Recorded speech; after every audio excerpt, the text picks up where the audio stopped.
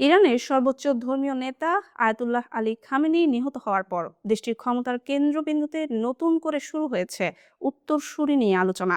ইরানের সংবিধান অনুযায়ী নতুন সর্বোচ্চ নেতা নির্বাচন করবে বিশেষজ্ঞ পরিষদ, যারা শিয়া ধর্মীয় আলেমদের মধ্য থেকে একজনকে বেছে নেন। এ পর্যন্ত সম্ভাব্য 5 জনের নাম আলোচনায় এসেছে। তাদের মধ্যে সবচেয়ে বেশি আলোচিত নাম মোজতাবা খামেনি। 56 বছর বয়সী মোজতাবা খামেনি আয়াতুল্লাহ খামেনির দ্বিতীয় পুত্র।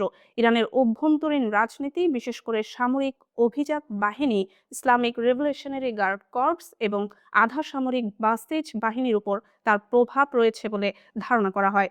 পর্দার আড়ালে সিদ্ধান্ত গ্রহণে তিনি সক্রিয়, এমন আলোচনা দীর্ঘদিন ধরেই রয়েছে।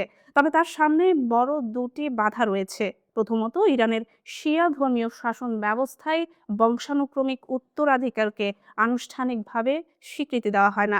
দ্বিতীয়ত, মোজতাবা এখনো সর্বোচ্চ পর্যায়ের মার্জা মর্যাদার আলেম নন, যা ঐতিহাসিকভাবে সর্বোচ্চ নেতা নির্বাচনের ক্ষেত্রে গুরুত্বপূর্ণ বিবেচ্য বিষয়। পাশাপাশি রাষ্ট্রীয় কাঠামোয় তার কোনো আনুষ্ঠানিক পদও নেই। বিশেষজ্ঞ পরিষদের সদস্যরা সাধারণত উচ্চপদস্থ ধর্মীয় আলেম। তারা প্রয়োজন হলে অন্তর্বর্তী নেতৃত্ব কাঠামো গঠন করে পরে স্থায়ী নেতা নির্বাচন করতে পারেন। রাজনৈতিক ভারসাম্য, সামরিক বাহিনীর সমর্থন, কোমের ধর্মীয় শিক্ষা প্রতিষ্ঠানের প্রভাব, সব মিলিয়ে সিদ্ধান্তটি হবে অত্যন্ত সংবেদনশীল। ইরানের সর্বোচ্চ নেতা কেবল ধর্মীয় প্রধান নন, তিনি সশস্ত্র বাহিনীর সর্বাধিনায়ক, বিচার ব্যবস্থা ও রাষ্ট্রীয় নীতি নির্ধারণের চূড়ান্ত কর্তৃপক্ষ। ফলে নতুন নেতা কে হচ্ছেন তা শুধু ইরানের অভ্যন্তরীণ রাজনীতিই নয়, মধ্যপ্রাচ্যের ভূ রাজনীতিতেও বড় প্রভাব ফেলবে।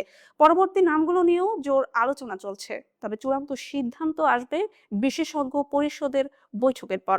ইরানের রাজনৈতিক অঙ্গন এখন অপেক্ষায় কে হচ্ছেন ইসলামী প্রজাতন্ত্রের পরবর্তী সর্বোচ্চ ধর্মীয় নেতা।